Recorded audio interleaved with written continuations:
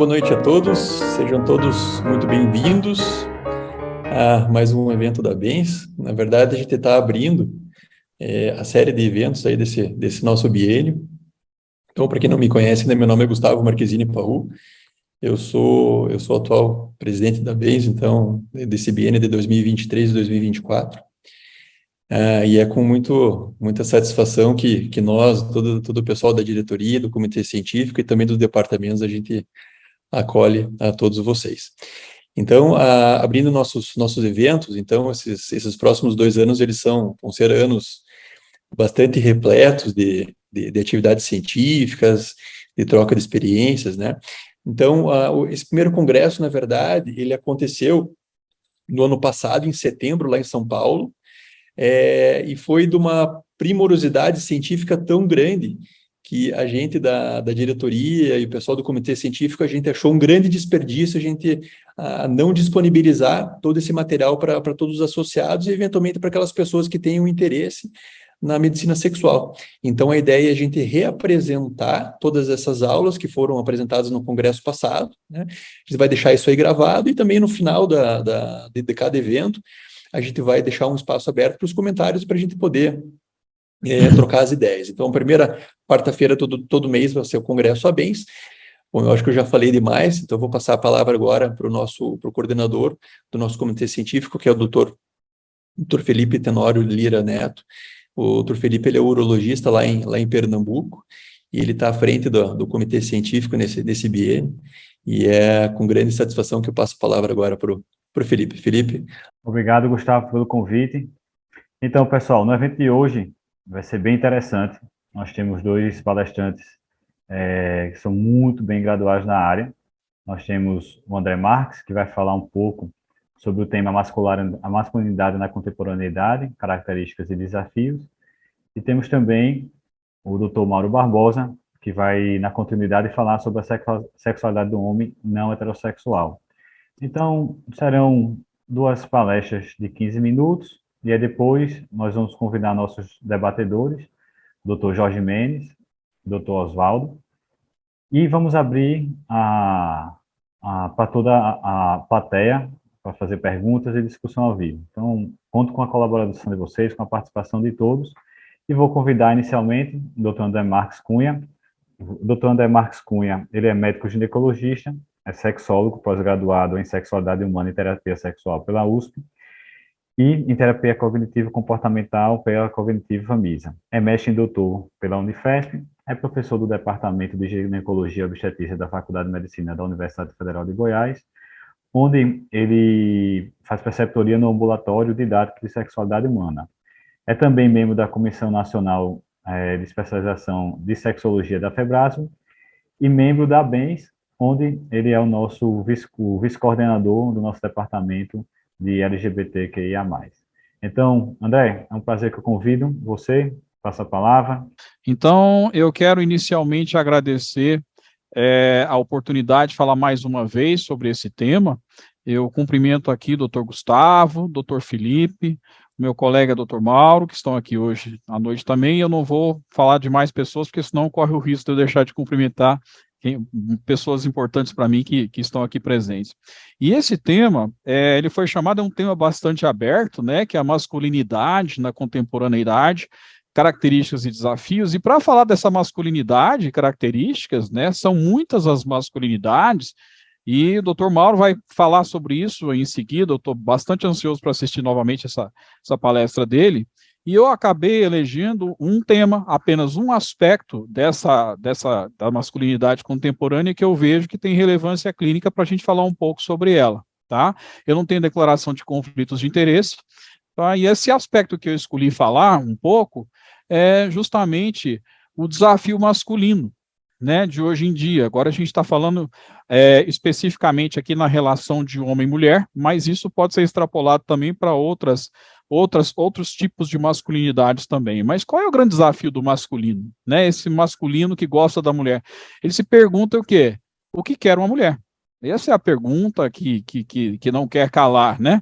E isso acaba, hoje em dia, a gente vê que no consultório, um problema que a gente nota muito entre homens, que aparece muito, são justamente problemas relacionados à ansiedade de desempenho, que pode ter alguma articulação com essa questão, acredito eu, e eu gostaria de trazer isso à tona aqui até para a gente discutir um pouco mais, né? Primeira coisa, ansiedade de desempenho. O que é ansiedade de desempenho? Vamos decupar essa palavra um pouco, né? E a relação aí com essa pergunta, né? O que quer uma mulher? Para esse homem que quer se haver com essa mulher. Primeiro, ansiedade. Ansiedade é a antecipação de um medo, né? O medo é uma reação, é uma emoção que ela é saudável, existe para proteger o indivíduo, né? Mas quando ele é antecipado, ele acaba sofrendo com isso as consequências desse medo o tempo todo. E aí eu chamo a atenção para outra palavra, que é uma palavra que me incomoda muito dentro da sexologia, que é a palavra desempenho. Tá? E aqui a gente fala muito claramente, porque quando a gente fala em desempenho, a gente está falando em empenho, obrigação, pendência, né? A gente tem muito isso aí. Então, quando a gente tem um homem que nos procura aí com dificuldade, seja uma disfunção erétil, seja uma ejaculação precoce, ele está carregando nas costas um empenho, uma noção de obrigação muito forte, né? E aí isso traz, quando ele está diante da parceira, toda uma carga de um histórico, né, de gênero ao longo da história. Ao longo do tempo lá, vamos lá, antes de Cristo, 8.000 ou 4.000, surgiram as sociedades agrícolas, né, e com elas as funções distintas para cada sexo. E nessa época, o que aconteceu? Então, essas funções distintas, por quê? Porque a mulher tinha o lado reprodutor, e enquanto os homens acabavam indo para a força de trabalho mais bruta, isso desencadeou, então, uma separação de funções por sexo, com expectativas e limitações muito grandes, então surgiu aí, aparecem alguns indícios do início disso que a gente chama de gênero, né? Nos períodos de guerra, ao longo da história também, começou a participar, a surgir a participação da mulher na força de trabalho e na economia, e essa mulher foi progressivamente se modificando sua posição na sociedade, e o homem estava ali, enfim, estava tentando se haver com isso. Mas foi na década de 60 que aconteceu, para a sexualidade, um fato muito importante nessa modificação, que foi o surgimento da pílula anticoncepcional, e que promoveu o quê? A liberdade sexual dessa mulher. Antes, a mulher que manifestava o seu desejo sexual, a sua sexualidade, poderia ser punida com uma gravidez. A partir do momento que surgiu a pílula, então surgiu a possibilidade dessa mulher manifestar a sua sexualidade cada vez mais livremente, e isso trouxe, sim, uma série de modificações do comportamento sexual, tanto de mulheres quanto de homens também reativos a isso. E o que aconteceu? Com isso foram mudados muitos dos referenciais, esses referenciais masculinos passados, próprios do patriarcado, que eram os homens que inditavam o que uma mulher queria, acabaram entrando em queda, e aí surge aí, veja bem, no homem, o medo da perda, ou seja, a antecipação do medo, a ansiedade começa a surgir aí, e essas questões passam muito por aí, né? Aí, esse homem sai, então, à busca de uma resposta do que fazer com essa mulher livre sexualmente, que não compra mais o peixe do protótipo de galã de antes, né? Primeira coisa, ele acaba passando muitas vezes pela genitalidade nas relações sexuais, mas olha que perigo isso aí, né? A gente sabe que apenas 25 a 30% das mulheres atingem orgasmo em todas ou quase todas as relações sexuais ao final da relação sexual. Estou falando de todas, né? Ou seja, se a gente for pensar, então, que apenas uma minoria, né, 25 a 30% atinge o orgasmo, aquele ensinamento do homem típico, né, que aprende lá com os pais e tudo mais, não goza antes dela gozar, todos eles, a maioria, então, a regra é a insuficiência, não está sendo suficiente para essa mulher. Por quê? Porque a maioria não está chegando lá, se a gente for usar esses parâmetros, né? 63% das mulheres casadas referem dificuldades em obter orgasmo em algum momento da vida, e, dentre elas, apenas a metade refere sofrimento. Não que o orgasmo feminino não seja importante, mas será que esse homem não está valorizando esse orgasmo feminino em demasia, se cobrando que ela tenha esse orgasmo, sendo que, na verdade, ela muitas vezes não está nem tão preocupada com isso tanto quanto ele, né? O orgasmo é importante, sim, para grande parte das mulheres. No entanto, satisfação sexual e orgasmo, embora em geral interdependentes, parecem ser coisas distintas, tá? Então, chega aí uma questão, será que a gente está falando de orgasmo ou de gozo? Né? E para falar de gozo, a gente vai então entrar em algumas questões da psicanálise, quem me conhece sabe que eu gosto muito de psicanálise, e eu sei que há outros referenciais, mas aqui para a gente falar um pouco de gozo, a gente então traz aqui, eu queria trazer alguns termos para a gente entrar nessa discussão, para a gente desmistificar um pouquinho essa questão da psicanálise. Primeiro, o orgasmo é uma ocorrência orgânica, está no corpo, tá? Já o gozo é uma ocorrência subjetiva, ligada à satisfação, seja ela sexual ou do desejo de outra natureza, né? O gozo é algo mais amplo, certo? Quando em a psicanálise a gente fala em fantasia, a gente está falando da vivência de algo que não é real, mas que o indivíduo, o sujeito, percebe se tratar de algo real. Ele é influenciado por essa fantasia, tal como se fosse uma verdade, né? E a gente carrega uma série de fantasias que bloqueiam as nossas ações ao longo da nossa vida. O falo, né? Muita gente fala da psicanálise, fala, só fala em falo, etc., está ultrapassado. O falo, a noção de falo, tudo bem, ele é uma referência simbólica ao pênis, mas não é. Inicialmente em Freud significa a função do pai no contexto edipiano, né, onde tem a competição com o pai, pela mãe, da criança com o pai, evoluindo em obras posteriores ao significado daquilo que intermedia o sujeito com aquilo que é real, mas cuja exata caracterização é inatingível. O desejo, o amor, o sentido da vida. Quer dizer, a partir do momento que há um impedimento para isso, não há uma resposta completa, então o falo faz essa intermediação do indivíduo com questões existenciais muito fortes.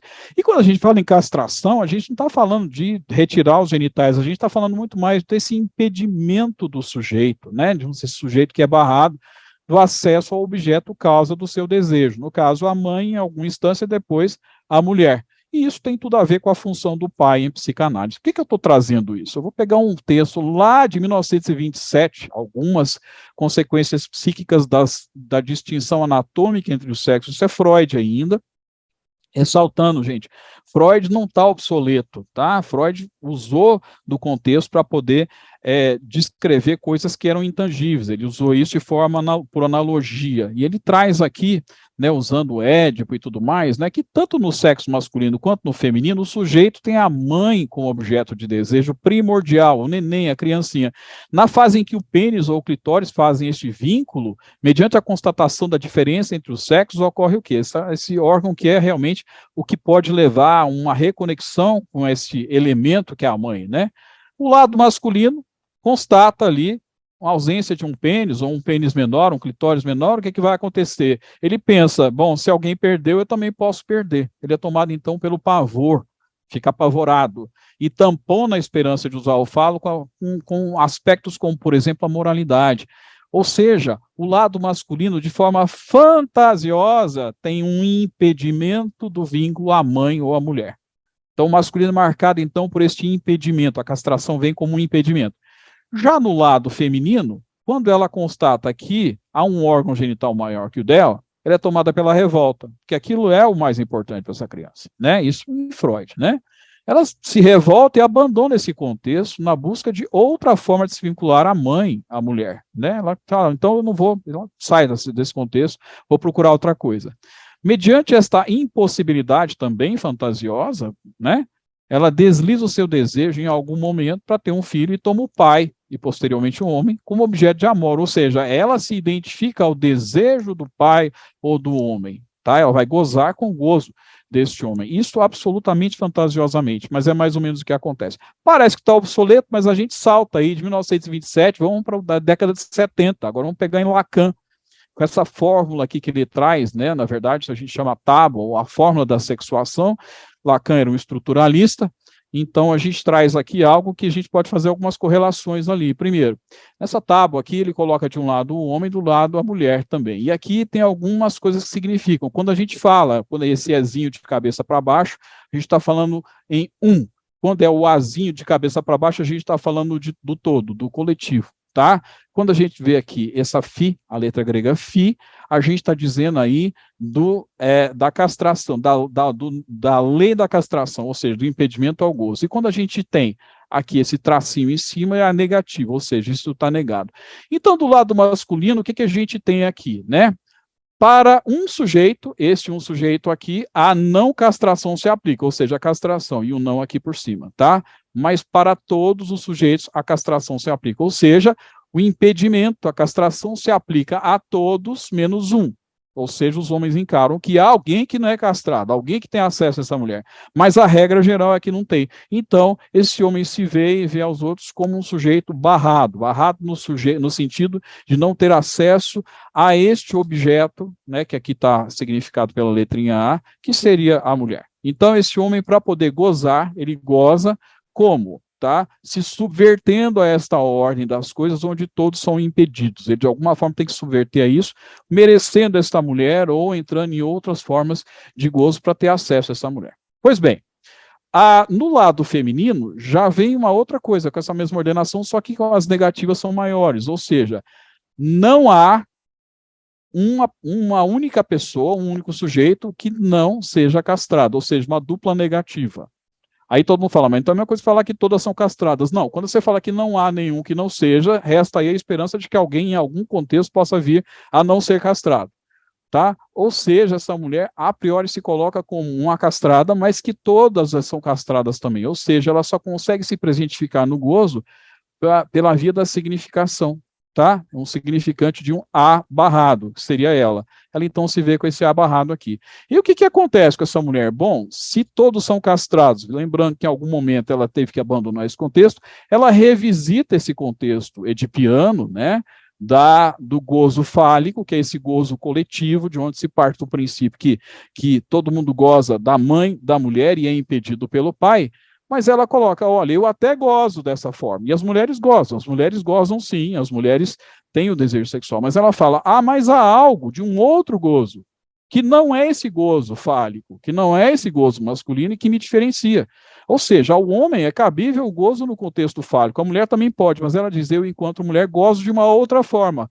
E que outra forma é essa que tanto seduz a todos? É o outro gozo, é o gozo não fálico, ou seja, ela apresenta esse gozo, essa forma de gozar pela negativa, ela não diz o que é, ela diz que não é o gozo fálico, ou seja, ela fala, não é essa forma, existe uma outra forma de gozar. Pois bem, se você fala que é pela negativa, você só falou que não é, você abre aí uma infinita possibilidade, um infinito número de possibilidades que possam levar a esse gozo, ou seja, este outro gozo que é exclusivo do feminino, tá? Ele é absolutamente singular, não dá para coletivizar este gozo aqui. O gozo masculino, esse contexto que a gente sabe aqui, a mulher até goza nisso aqui, mas ela tem também um outro gozo, uma outra forma de gozar, e é justamente essa aí que seduz o homem, tá? Ou seja, qual é o grande impasse aqui? Ela é singular, nenhuma mulher goza enquanto mulher como outra. Há uma singularidade, não é igual aos homens. Isso é extremamente teórico, eu compreendo, mas quando a gente coloca aqui sobre essa singularidade, é esse o aspecto que eu quero trazer sobre a mulher, tá? A singularidade na contemporaneidade, quando a gente pensa nos antigos referenciais patriarcais, que diziam como é que essa mulher gozava, ou seja, o que é que é o objeto de gozo dessa mulher, o que ela quer, seria esse homem, aquele protótipo de homem, um homem forte, um homem provedor, um homem, sei lá, esportivo, que tem um carro esporte, que tem uma série de coisas, né? E que hoje simplesmente as mulheres falam, não é bem isso. A liberdade sexual da mulher falou assim, eu quero uma outra coisa. E aí que o homem entra em angústia. Essa resposta pré-fabricada, eu coloquei a Playboy aqui, é uma resposta masculina, é uma resposta de homens para homens sobre o gozo feminino. E não uma resposta feminina. E essa mulher coloca, é uma outra coisa que eu estou querendo. Eu sou livre para gozar, eu sou livre para desejar, eu quero uma outra coisa. E esse homem, então, fica nessa dúvida. O que eu sou enquanto homem? Enquanto objeto de desejo dessa mulher moderna, que não quer nada daquilo. Antigamente, o cara podia chegar na mulher numa balada e falar, olha, eu sou engenheiro, ganho 30 mil reais por mês e estou com um carro esporte ali fora, vamos lá conhecer, e ela cairia aos pés dele falando, nossa, que galã. Hoje em dia ele pode ouvir a seguinte resposta, nossa, que legal, eu também sou engenheiro, eu também ganho 30 mil por mês, eu também comprei um carro esporte agora, vamos lá ver os nossos carros? Ou outras respostas, ou seja, este aqui é o problema, o desafio do masculino atual, ou seja, achar uma resposta masculina para este desejo que é singular, ou seja, como lidar com essa singularidade. Então, a gente só pode chegar à conclusão seguinte, primeiro, o desejo feminino é um desafio para o homem ao longo da história, o homem que gosta da mulher, do feminino, é um desafio para o masculino, tá? A resposta patriarcal antiga e coletivizada do que uma mulher queria, aquele modelo de homem antigo, sobre o desejo feminino, não atende mais às expectativas das mulheres e nem dos homens. Eles sabem muito bem que elas querem alguma coisa a mais, tá? Bom, esse desafio do homem contemporâneo é lidar com a singularidade da mulher, ou a singularidade do desejo da mulher. Questão esta que eclodiu com a liberdade da mulher em manifestar a própria sexualidade da contemporaneidade. E esta falta de resposta objetiva feminina, assim como os novos referenciais dela, mas a falta também de novos referenciais para o masculino, pode comprometer, sim, a autoestima de alguns perfis de homens. E quando nós recebemos em terapia sexual esses homens com ansiedade de desempenho, tentando ajudar esse homem a ter uma ereção, com métodos farmacológicos, com métodos comportamentais e tudo mais, tudo isso é muito válido. Mas a gente não pode nunca perder de vista o fato que este homem, enquanto apaixonado por essa mulher, está tentando desesperadamente lidar com ela. E essa resposta inespecífica, muitas vezes, para alguns homens mais rigorosos, mais objetivos, pode então desencadear a franca, a clara noção de que ele é insuficiente. É uma insuficiência, e a insuficiência é estrutural do ser humano. Lidar com isso é difícil, ele se sente insuficiente e entra em ansiedade de desempenho. Podemos manter a forma da gente tratar essa ansiedade, mas a gente tem sempre que não perder de vista, tá, esta questão incerta sobre o desejo feminino e que está posta aí na humanidade. Muito obrigado. Essas são nossas referências e os contatos. André, muito obrigado, viu? Excelente apresentação, tocou em temas realmente muito importantes que a gente vê muito hoje, né? Ansiedade de performance, expectativa, perspectiva. A gente vai deixar a discussão para depois. Mais uma vez, obrigado. E agora eu vou passar a palavra para o Dr. Mário Barbosa Júnior. Ele é fisioterapeuta, especialista em fisioterapia pélvica, mestre em ciências médicas, urologia, docente de pós-graduação.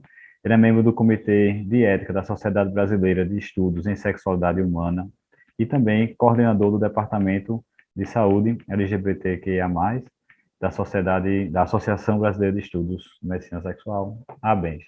Então, Mauro, seja bem-vindo e a palavra é sua.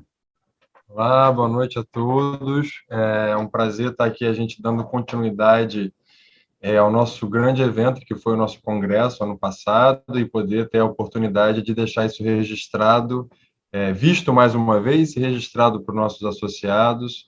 Obrigado aí pelo convite, pela participação de todos aí.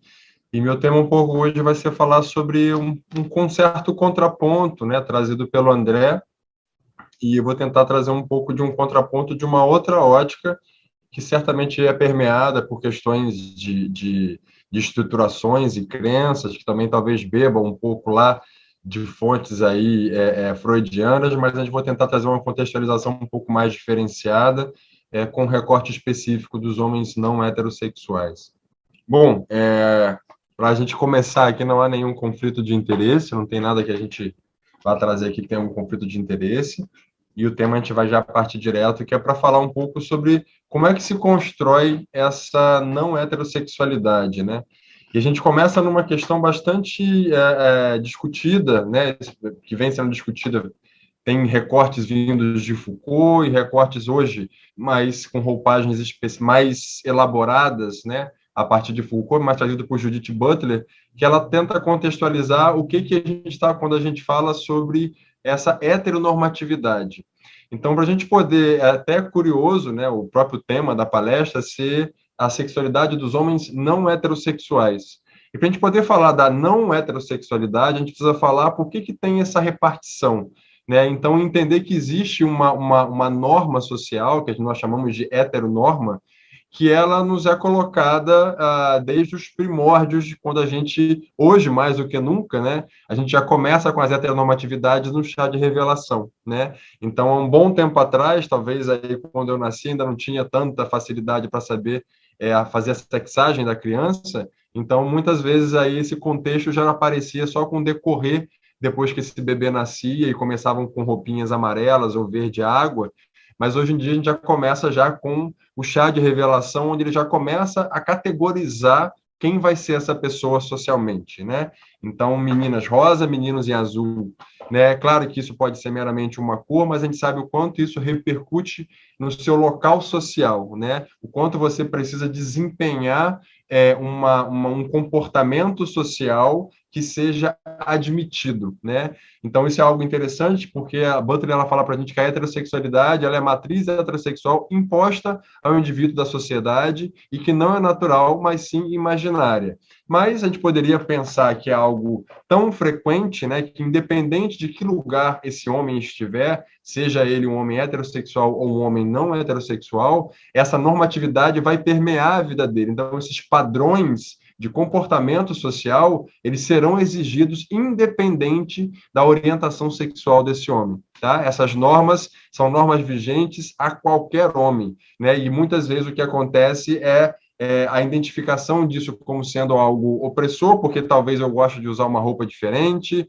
talvez hoje a gente tenha a possibilidade de cabelo grande, brincos e até mesmo maquiagem, e isso por si só já foge a essa heteronorma. Então, quando a gente vê esse desviante na sociedade, a gente sempre olha com os olhos tortos, né? Então, isso pode ser inicialmente por uma questão de mera expressão de gênero. Eu tenho que ter uma expressão de gênero compatível com que os olhos da sociedade admita permear por esse contexto, né?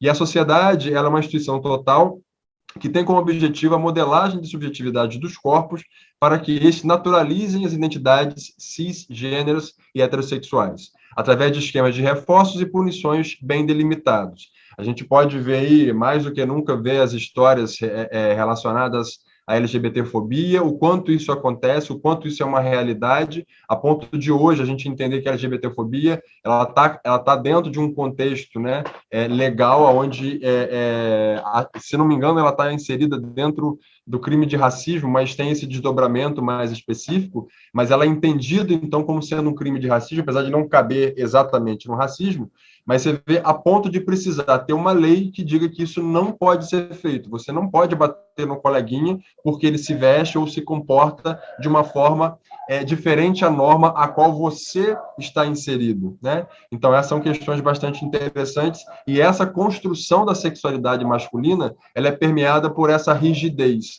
Esse padrão de homem, ele é exigido também em qualquer outro espaço que não seja somente heterossexual. Esse vigor, essa manifestação do masculino, como bem trouxe o André, ele é exigido independente de que lugar esse homem esteja, né? Essa performance, essa performatividade dessa masculinidade, como colocou o André.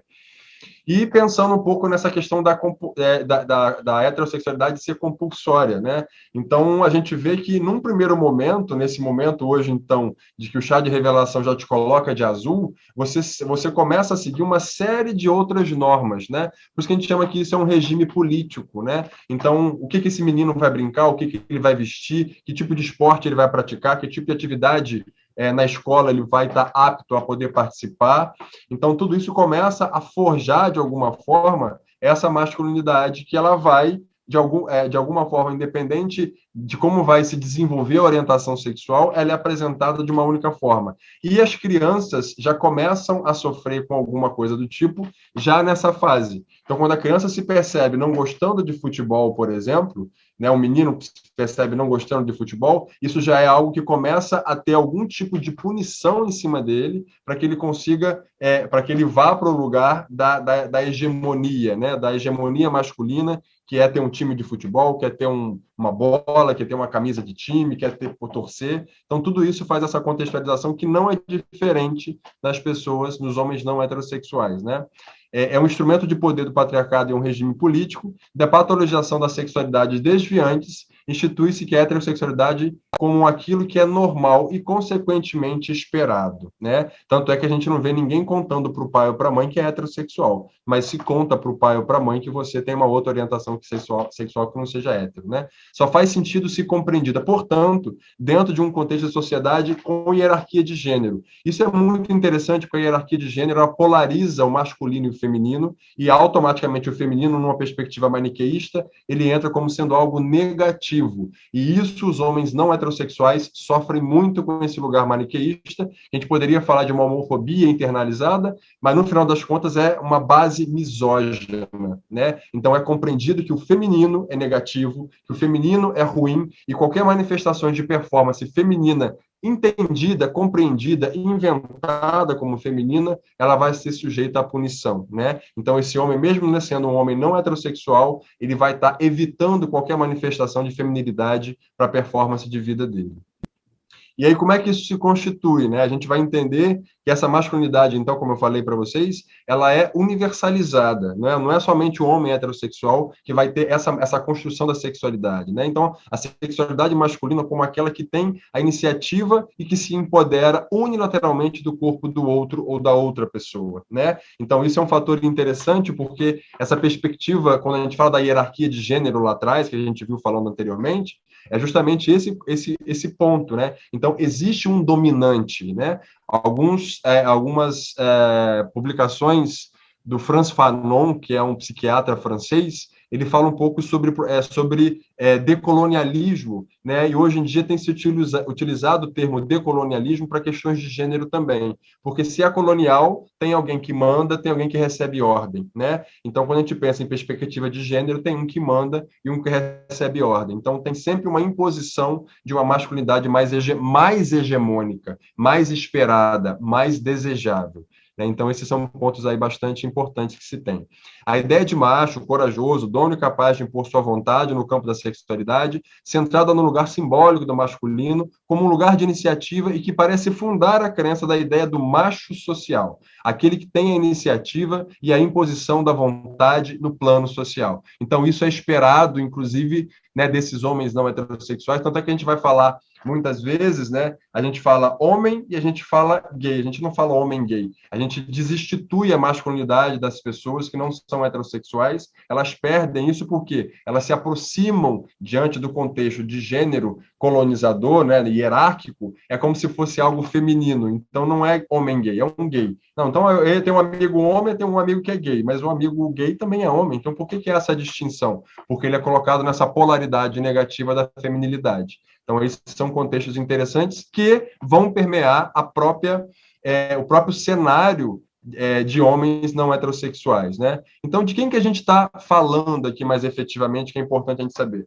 Quando a gente fala desse espectro, a gente pode pegar leituras mais recentes, mas uma das leituras que a gente utiliza ainda bastante é a escala de Kinsey. Então, a gente está falando de homens que serão homens que terão ou homens bissexuais ou homens gays, homens bissexuais, homens homossexuais, né? E essa variabilidade, né, ela é muito interessante porque é vista de uma forma que você vai ter desde que a pessoa que tem total convicção e seu desejo se manifesta, sua relação afetiva sexual, ela é exclusiva, né, ao sexo oposto, né, ao gênero oposto, mas qualquer variação que tiver de lá para cá, ela vai entrar no âmbito da bissexualidade, que pode ser para mais, para menos, em um dado momento da vida pode ser esse homem bissexual que esteve com uma relação homoafetiva, ele pode, num dado momento, estar numa relação heterossexual. Então, essas variabilidades, elas existem.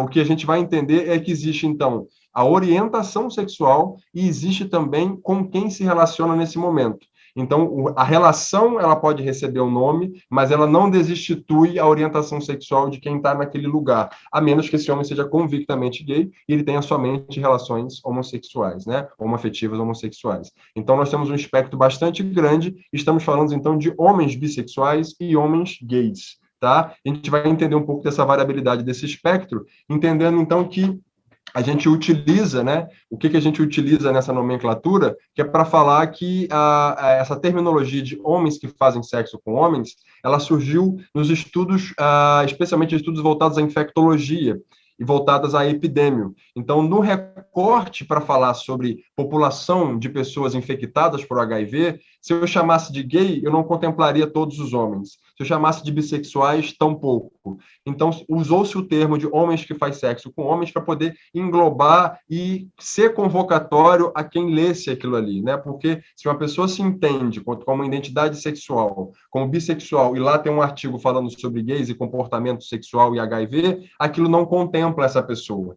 Então, quando você dá um nome mais genérico, você convida essa pessoa a conseguir participar um pouco melhor dessa discussão. Então, por isso a gente usa o termo gays, bissexuais e homens que fazem sexo com homens, porque a gente vai observar que há uma variabilidade de manifestação. E que manifestação é essa? Então, quando a gente pensa, né, que talvez seja um pouco mais claro e já instituído o que é o comportamento de um homem gay, o bissexual hoje ele tem sido visto de uma forma um pouco diferenciada, porque o termo bissexual em si ele foi cunhado no momento onde começou o movimento gay e não havia ainda a inclusão da letra T, né, como a gente tem hoje LGBTQIA+, até pouco tempo era só até o T, então não se tinha. Então a bissexualidade ela falava de ambos os gêneros. Porque até então, o que se tinha dentro do do GLS, talvez, seria até um recorte um pouco anterior, ele fica um pouco preso nesse lugar onde existia algo binário. Ou é homem ou é mulher, né? Então, a bissexualidade ela foi forjada nesse lugar, desse movimento gay dessa época. Com a chegada, né, da modificação e trazendo o movimento LGBTQIA+, onde a letra T ela é colocada no cenário, a gente entendeu que existem outra pluralidade de gênero também, para além do gênero que nós fomos apresentados inicialmente, que é a identidade cis. Então, começaram a observar que havia pessoas transgênero. Então, essa pessoa transgênero, ela engloba como bissexual, ela está em que tipo de manifestação do seu gênero e do seu sexo? Então, por isso que hoje existe uma certa aproximação dos termos bissexual com pansexual, porque o pan surgiu quando entrou a letra T dentro das letrinhas aí da comunidade. Né, mas que a gente entende hoje na escrita científica especificamente que elas se permeiam, né? Então existem termos muito comuns de serem utilizados como heteroflexível, polissexual, bicurioso, fluido, queer, homoflexível, questionando. Então tudo isso a gente traz como uma manifestação da bissexualidade, que ela pode ser por hora por uma experimentação, mas ela pode ser também um desejo recorrente. E uma vez tornando-se um desejo recorrente, instaura-se aí, então, uma orientação sexual diferenciada, que é a bissexualidade, que fala de desejo. Desejo é movimento, ele te desloca, né? Não é uma coisa que te deixa parado. Se você tem desejo, você busca por aquilo, nem que seja por fantasia, mas você busca aquela concepção daquela fantasia para você. Né? E é interessante que tem o comportamento transitório do heteroflexível, né? Que a gente, de fato, não encaixa ele nem como um gay, nem tampouco como um bissexual claramente, porque pode ser circunstâncias pontuais que esse homem se dispõe a um contato sexual com outro homem. Então, por isso que é interessante usar o termo homens que fazem sexo com homens, porque isso engloba várias possibilidades nesse caso. E quando a gente vai pensando nessa sexualidade, é interessante que quando a gente vai lá para a população de homens gays, existe uma hierarquia, né? Então, na verdade, quanto mais no topo dessa hierarquia, a gente vai chamar de gay. Né? Quando eu começo a baixar isso aí, a gente vai pegar lá aquelas heteronormas, porque o gay pode ser o que a gente poderia chamar aqui popularmente, um termo comum utilizado, que é o heterotopzera, né? Aquela característica do heterotopzera. Existe essa mesma característica do gay topzera, que ele vai performar uma masculinidade. Então, quanto mais convincente ele for para a sociedade, mais ele é aceito. A gente está falando sobre passabilidade. Então, quanto mais ele convence a sua performance de gênero, menos violência ele vai sofrer. Então, por isso que o gay está no topo, porque a performance social dele ele é aproximada ao máximo possível daquela masculinidade hegemônica. E isso é uma coisa de bom grado às pessoas, né? A gente que vive na heteronorma, isso é de bom grado, porque não é afeminado, está vestido, né?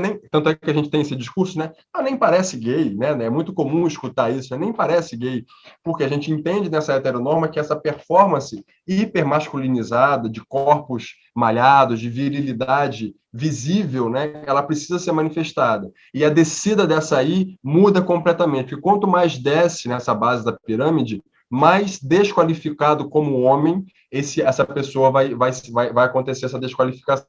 para ela. Então, essa manifestação de viado para bicha, o bicho, então, é aquele indesejável, ele é o abjeto da sociedade, né? A gente quer ver ele longe, porque é o afeminado, é aquele que faz, que a gente entende que é a bicha escandalosa, né? Então, a gente começa a entender que quanto mais feminino, pior vai sendo. E nessa hierarquia acontece isso. O gay, ele entra num lugar mais masculinizante e a bicha entra num lugar mais feminilizante. E no meio dessa história tem o viado, né? Então são termos que são comuns na nossa sociedade e, de fato, dentro da comunidade é comum você ver essa variabilidade de terminologias, sim, para designar quem você é no rolê, né? Você é gay, você se identifica como gay, porque quando você fala gay tem uma cultura associada, né? Tem uma roupa, tem uma performance, tem uma cultura, tem gostos, né? Então a gente vai vendo que isso é algo que é cultural, né? Esses arranjos que são culturais aí nesse caso. E quantos são essas pessoas? O mais interessante de pensar sobre esses homens não bissexuais,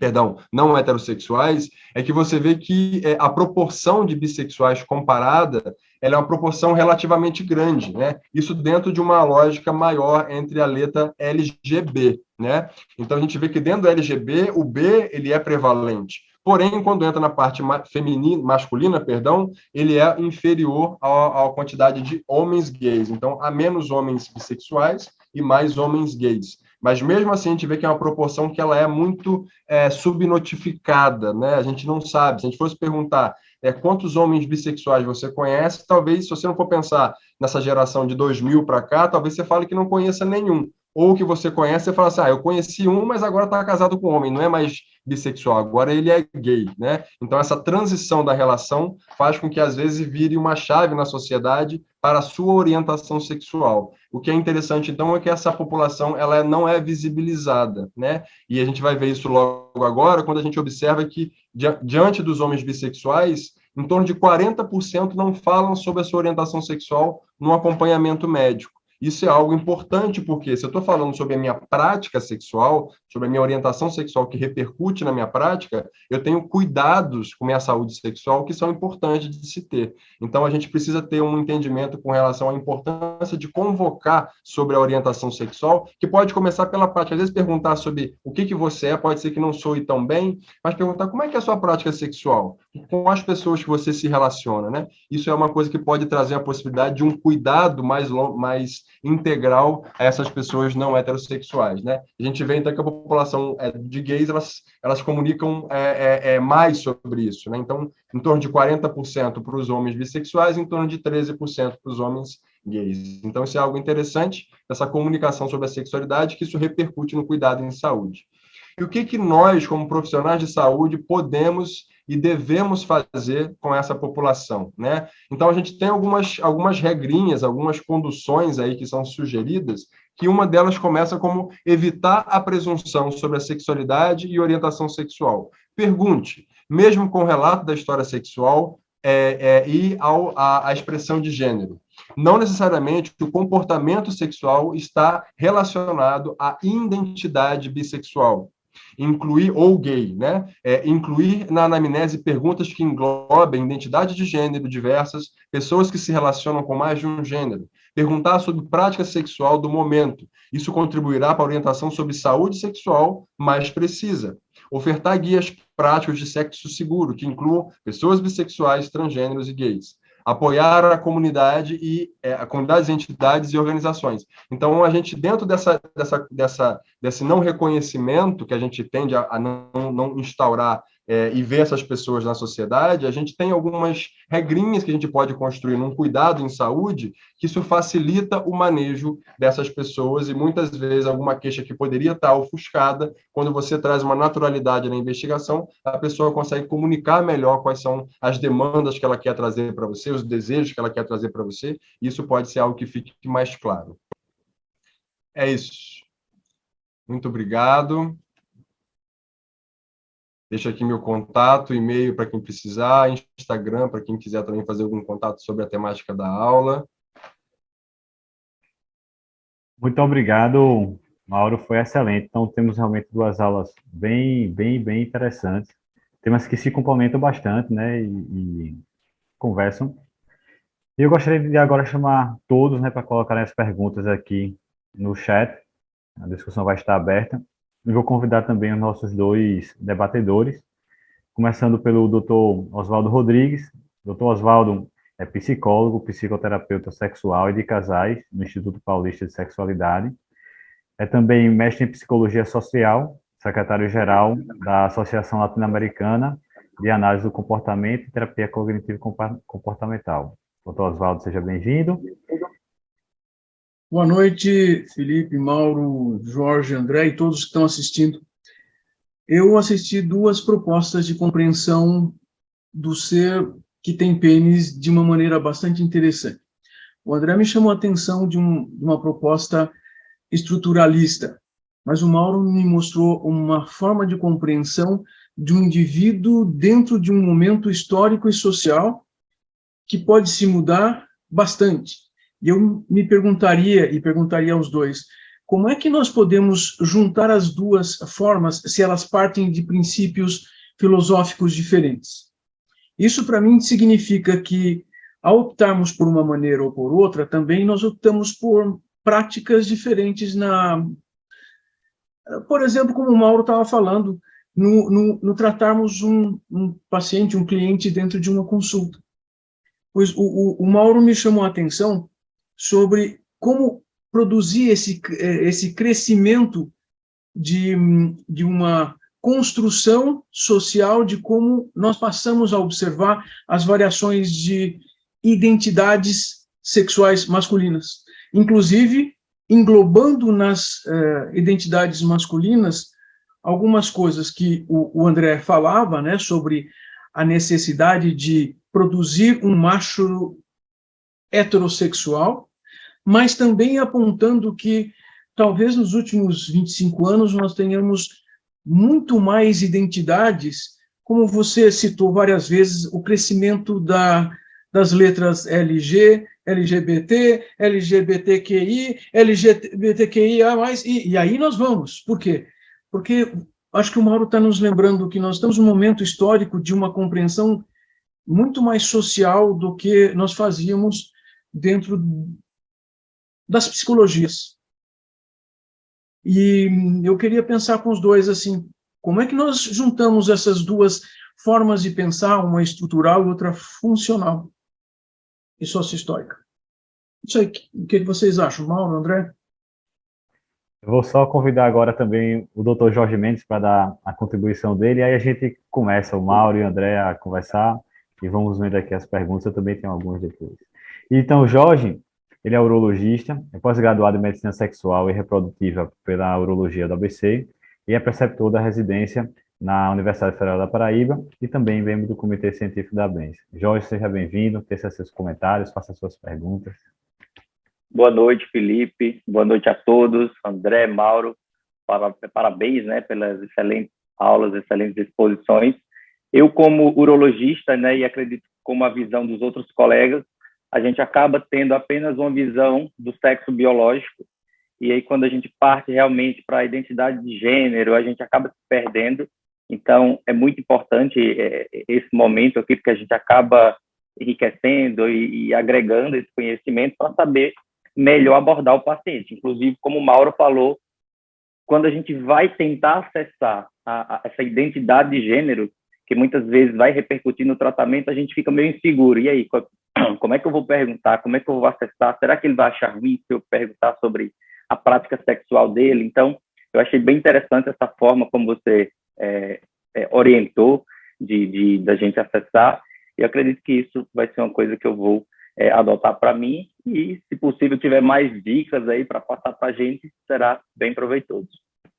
Acho que uma das questões é tentar ver com os dois como que nós podemos trazer juntas essas discussões, uma que parte de um contexto teórico estruturalista e outra que parte de um contexto, eu chamaria ele funcional, mas ele é histórico-social, antes de mais nada. Então, como é que nós juntamos essas coisas? Só para lembrar, né, que Freud, no final da segunda década do século XX, também produziu alguns textos relacionando o social, o meio social, embora não fosse de acordo com a estrutura inicial proposta.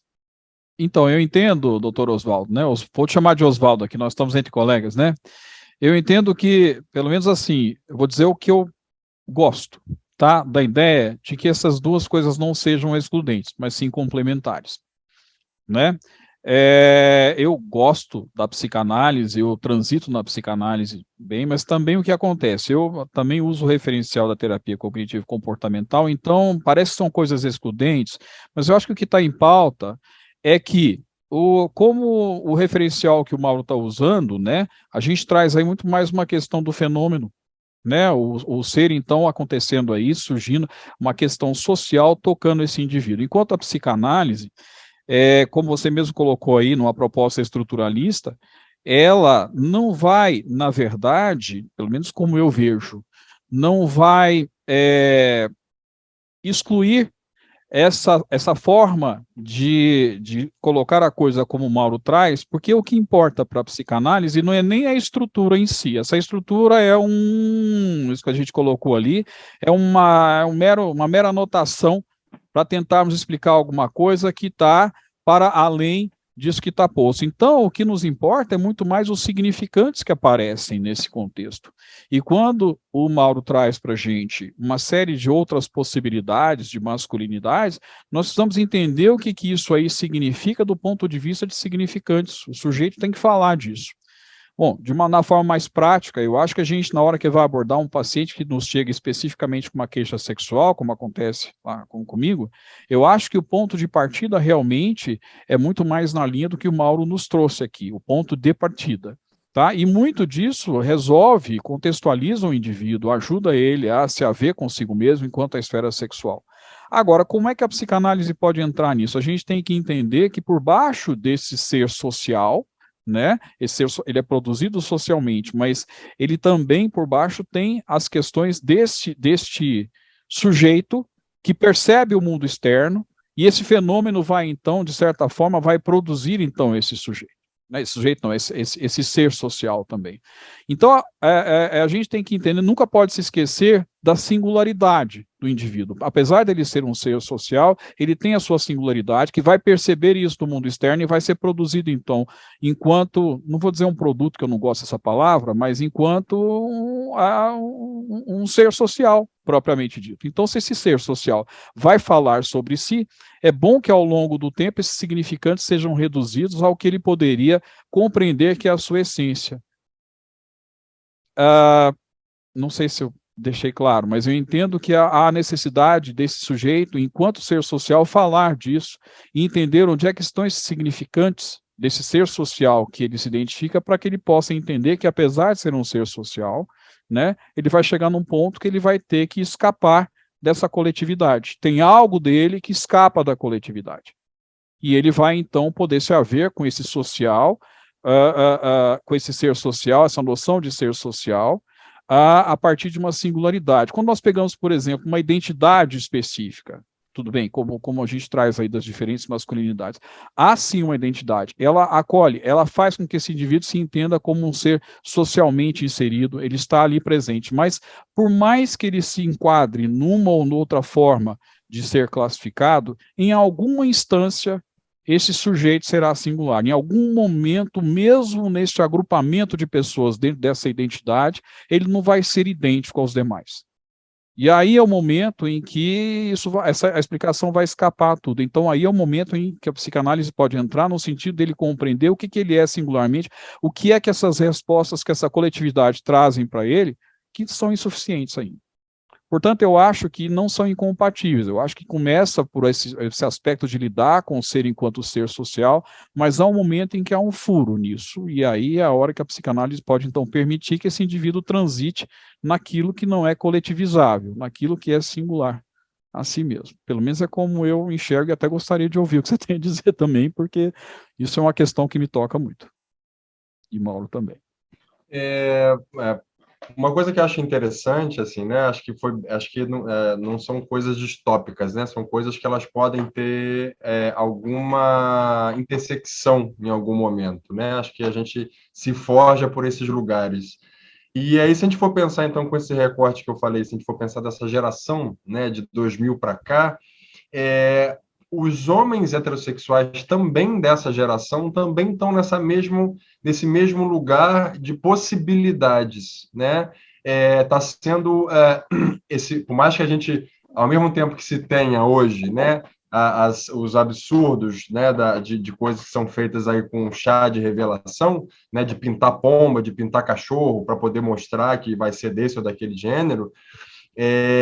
Mas a gente vê, existe uma onda e uma contra-onda, né? A gente vê algo muito afirmativo acontecendo, né? A gente vê algo ainda tentando delimitar muito essa heteronormatividade, esse gênero, essa performatividade que vai desde um bebê até a sua vida adulta, mas também a gente vê que tem uma geração, essa geração que talvez a gente chame de millennials, possivelmente, se eu não estiver enganado, são gerações de homens, mesmo sendo homens heterossexuais, que conseguem permear com mais facilidade, quebrando um pouco essas normatividades e ainda assim mantendo-se afetiva e sexualmente heterossexuais.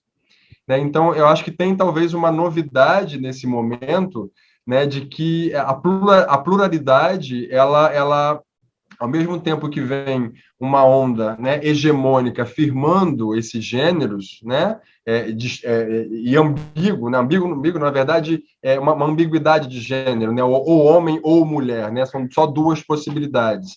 Esse movimento atual ele traz uma certa possibilidade de pluralidade que vai desde a performatividade, ou seja, meninos que há pouco tempo atrás talvez se tivessem brincos poderiam ser criticados, poderiam ser punidos socialmente pela família, ou qualquer lugar que seja, e hoje a gente vê meninos que a gente talvez entenda num primeiro momento, né, a sua expressão de gênero de homem e aparentemente heterossexuais, que estão lá com 3 argolas, têm um cabelo grande, e isso não modifica o seu comportamento afetivo sexual. Então, a gente tem um recorte, que eu acho que é um recorte histórico, mas o que é interessante, talvez, entender é fazer um recorte também contextualizado de quem foi Freud, onde ele esteve, que homem era esse, né? Acho que esse recorte, um homem aristocrata, europeu, burguês, branco, heterossexual. Então, ele falou de coisas fundantes, falou de coisas que foram fundantes e até hoje servem como teorias ainda utilizadas. Mas se a gente não der esse recorte de quem foi essa pessoa que construiu essa teoria, a gente acha que o que está acontecendo agora do movimento da diversidade é algo muito distópico e algo que está acontecendo errado. Mas a gente precisa contextualizar no tempo e no espaço, né? E entender que os anos 2000, agora passaram-se aí, né, bastante tempo, né, dos postulados por ele, e não é que seja menor. Na verdade, isso é somente contextualizar. Eu vou dar um exemplo. Uma vez, eu tive uma experiência, fazia um trabalho sobre gênero e sexualidade aqui no Rio a gente chama de clínica da família, né? Que é uma unidade básica de saúde com estratégia de saúde da família. E eu fazia um trabalho, que era um trabalho do Ministério da Saúde, sobre gênero e sexualidade dentro dessa unidade básica de saúde. E quando a gente chegou, a gente trouxe formulações incríveis, freudianas e, né, muito bem elaboradas, contextualizadas. E aí, quando a gente foi começar a conversar com os médicos que atendiam a comunidade, e foi interessante que uma das amigas do projeto era uma psicóloga, e ela começou a falar sobre Freud. E aí ele trouxe exatamente assim, como é que a gente coloca Freud na favela?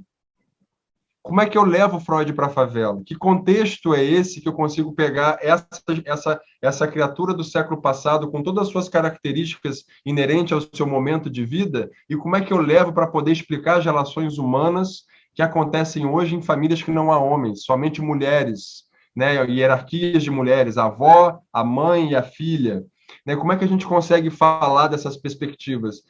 Eu não sei muito dar a resposta, mas eu gostei muito do questionamento que ele deu e comecei a trazer para mim um pouco da importância de a gente poder fazer essa leitura histórica, contextualizar e fazer esses recortes adequados para cada circunstância, dando aí, como bem falou o André, a singularidade para o paciente quando ele chega, que não vai importar sobre eu sou heterossexual, ele vai trazer para você, mas eu tive uma prática sexual com um garoto, com cara, e aí como é que eu faço? Assim, eu não me protegi, eu não sei como é que funciona essas proteções quando tem uma relação com outro homem, mas eu não me vejo como sendo um homem gay, não me vejo como sendo bissexual, mas foi algo furtivo que aconteceu e ponto.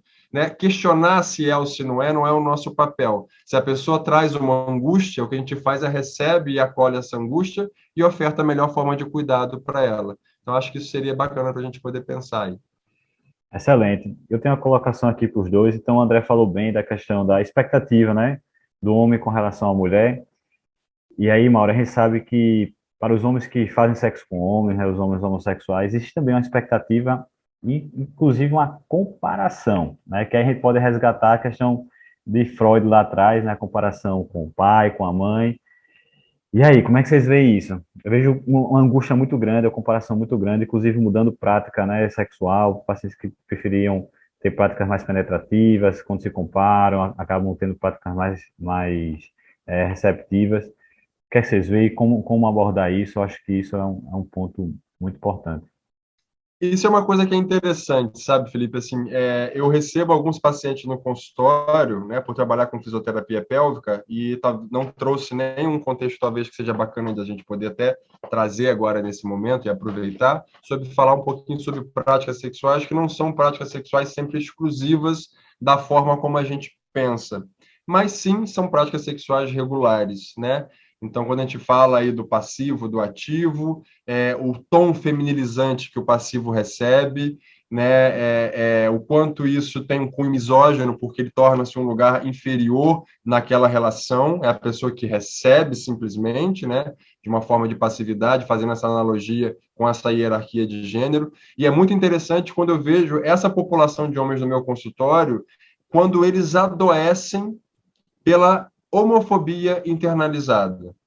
Eles chegam se queixando de uma disfunção erétil, que quando você vai entender o que está acontecendo, na verdade, ele tem uma expectativa de performance, que ele não sabe que ele pode, naquele contexto, com aquela pessoa que ele está agora, que ele não precisa ter algo hegemônico, conhecido, entendido como é dado, né? Então, não é incomum a gente encontrar homens que apresentam, por exemplo, né, situações onde se colocam como sendo, a gente poderia aqui, né, tecnicamente chamado ano receptivo, né, que é o passivo, e que se queixa de desconforto durante a relação sexual. Eu tenho dor durante a relação sexual. A gente chama isso de anodispareunia. A gente mal fala sobre essa terminologia, mas ela existe, né? Ela acontece, ela existe. E aí a pergunta é, mas não é normal ter dor durante a relação sexual anal? E a resposta deve ser assim, não, não é normal ter dor durante a relação anal. E aí a pergunta é, você está com desejo para a sua relação? Essa manifestação desse contato, ele é genuíno seu ou você entrou naquela história muito da heterossexualidade do presente, né, que o ânus vira o presente do casamento, né? Então, no dia do aniversário de namoro, de casamento, a gente se dá o presente que é uma relação sexual anal, né? Então, quando é nessa circunstância, muito possivelmente o conforto da relação ela não existe. Então, ela é uma queixa sexual, mas que ela está sendo ocasionada pela estruturação que a pessoa entendeu que ela precisa performar durante aquele contato. E a mesma coisa a gente pode pensar para um homem que talvez tenha uma preferência de ser anorreceptivo, passivo, e se vê obrigado a desempenhar um papel de ativo, e ele se vê com disfunção erétil, ou se vê não respondendo. Isso é um problema em si?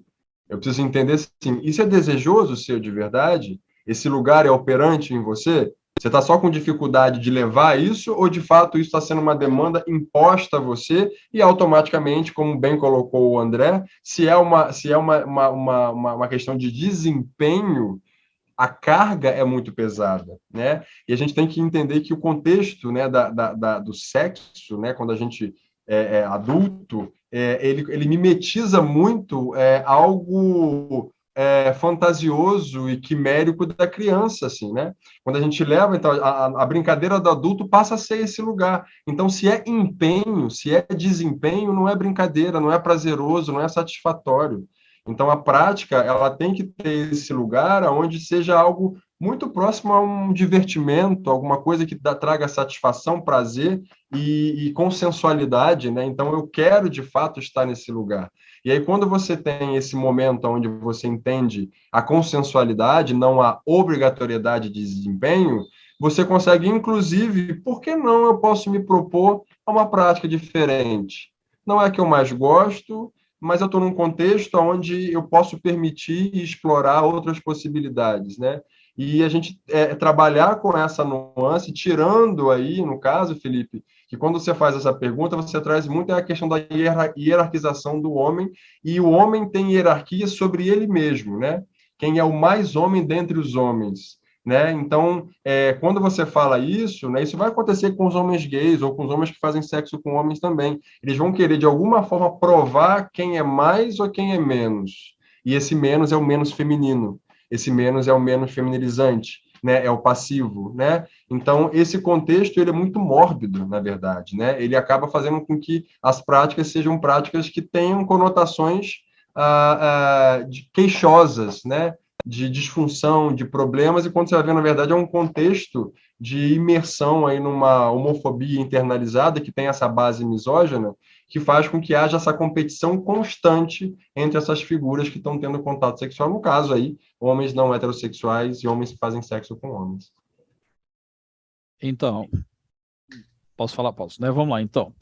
Felipe, eu achei muito interessante quando você trouxe na sua questão a questão da comparação, a palavra comparação. Quando a gente fala em comparação, a gente está falando da relação desse sujeito com o outro, tá?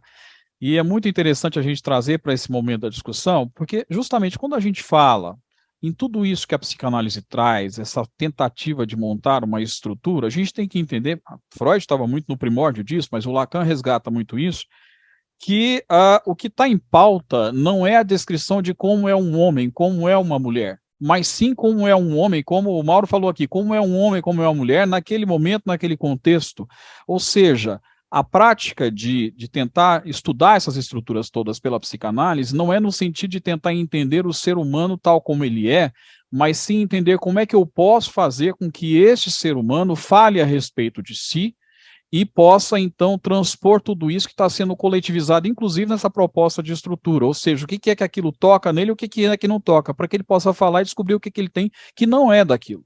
É muito interessante quando você fala em comparação entre os homens, lembrando daquela estrutura ali que eu coloquei, o quadro da sexuação, a tábua da sexuação do Lacan ali, onde você via que todos são castrados, todos menos um são castrados. O que é esse menos um não castrado? É o pai. É o nome do pai, é o que tem o acesso, teoricamente, ali no que é colocado, à mulher, né? E que eu tento me igualar a ele, mas eu não consigo. O que é isso, se não a comparação? Pois bem, mas para que serve isso? Eu vou falar, então tá, então eu sou castrado e pronto. Não, é justamente para contextualizar o indivíduo e pela via do discurso ele possa descobrir que isso é uma grande fantasia. Isso não é real. Quando eu quero me comparar a um outro ou a uma coletividade, eu estou buscando referencial de quem eu sou no outro. E quem é que sabe o que esse outro está trazendo? Ou seja, o exercício da psicanálise, pelo menos nesse contexto, é no sentido de esgotar tudo aquilo que é fantasioso, fazer com que o indivíduo fale para tirar o que é fantasioso, para surgir aquilo que é o quê? Que é real. E que aí a gente tem a questão do real, do simbólico, imaginário, que esse real é algo que é indescritível. Ou seja, o desejo vai fluir disso aí. O desejo surge disso, a gente não sabe explicar muito bem por que eu desejo isso, mas simplesmente eu desejo e vou exercer isso aí. Então, é nesse sentido, então, essa questão da comparação, quando a gente fala no contexto, agora eu estou falando no contexto analítico, a tentativa, a condução seria no sentido justamente de desalienar o indivíduo dessa grande fantasia. Quando a gente fala lá em Freud, que ele fala que quando o menino constata que a menina tem um pênis menor, o clitóris, ou não tem pênis, ou que a menina constata que ele tem um pênis maior, e ela fica indignada, não, isso é uma indignação absolutamente fantasiosa, porque ela tem clitóris. E do mesmo jeito o menino está lá com medo de ter o pênis decepado na hora, né? É uma fantasia também, não é verdade? Ninguém vai cortar o pênis fora, a priori ninguém vai cortar fora o pênis desse menino. É uma vivência fantasiosa, justamente para conseguir entender essa fantasia coletiva, para que o indivíduo possa se contextualizar e se desalienar disso. Um final de análise não é um final de análise binário. A psicanálise não traz dizendo o que é um homem e o que é uma mulher. A psicanálise está interessada não é nada disso, ela está interessada no que está por trás disso aí. O sujeito, em essência, nós não somos sujeitos e sujeitas, nós somos seres falantes habitando um corpo que, por sua vez, é sexuado em masculino e feminino, a gente vai ter que se haver com ele de alguma forma, seja gostando ou não, e como é que a gente vai reagir a isso é outra forma. E sexo A sexualidade caminha nisso aí, ou seja, esse exercício é na tentativa de esgotar todas essas fantasias, para que deixe o caminho livre para o desejo atuar. Como o Mauro fala aí agora, de repente tem uma prática qualquer lá, que o outro tem essa prática, e o outro institui isso, é o presente que o outro vem, e as pessoas, este outro, essa sociedade está trazendo para esse indivíduo, e dizendo para ele o que ele é, e ele se angustia, porque não se enquadra nisso, e ele procura um terapeuta, um analista, e fala, olha, todo mundo está assim, eu não sei como eu sou, porque isso não está satisfatório para mim. É por isso que ele vai falar e vai desqualificar toda essa fantasia de que o outro é quem diz para ele o que ele quer. É que o outro que fala para ele o que ele deseja. O outro diz quem ele é, como ele deve agir. Não, você vai agir como você, como seu desejo guia. Fazer análise é consentir no próprio desejo.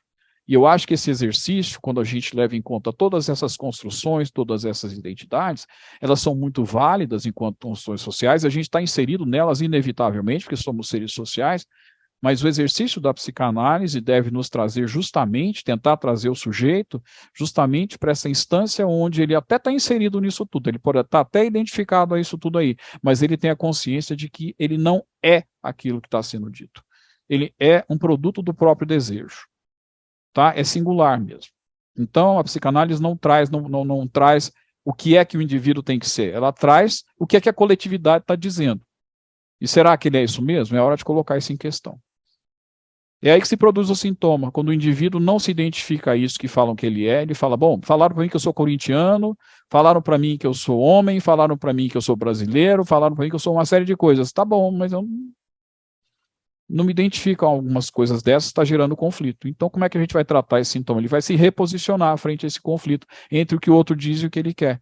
Ele vai poder dizer, até estou me inserindo nisso aí, mas eu vou me colocar tal como eu quero. Evidente, dentro daquilo que a realidade permite.